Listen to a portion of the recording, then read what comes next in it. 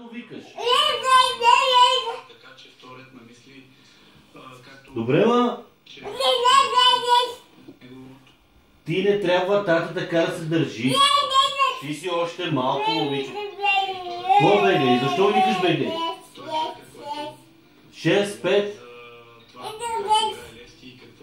Защо караш мама постоянно да ти вика? Защо се качаш на масата?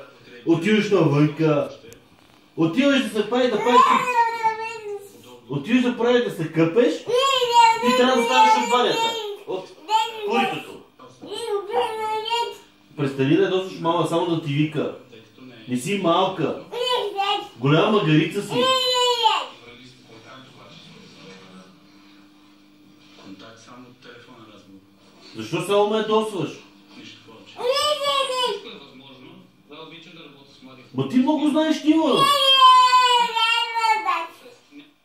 Ще престанеш да викаш само. Да казвам мама, Мелиса, Мелиса, Мелиса. Няма с кой си играеш ли? Играчките си ти там. Играчките са там. Може да ги носеш тук, да ги сипеш всички долу на земята и да играеш момичето ми. Някой си чувства резерва, аз не го искам. Няма с кой си играеш ли, бе, тате? Това е моя работа, моя екип. Тате, като казва, ало, Мелиса, какво правиш, тате? Ти? Хайде, само казваш. Хайде. Само казваш, хайде, чао. После това съм го забрал много давно. Ще слушаш ли вече, тате? Ще слушаш ли, тате? Слушай сега, ако ти слушаш, момичето ми, тя ще ти купи най-красивата кукла. Те казва, куклата казва, мама, мама, мама. Ко? Аз не съм ти виновен, че си ти пръстите мръсни. Аз не съм ти виновен. Ти си голяма магарица, ма. Ти си магарица. На.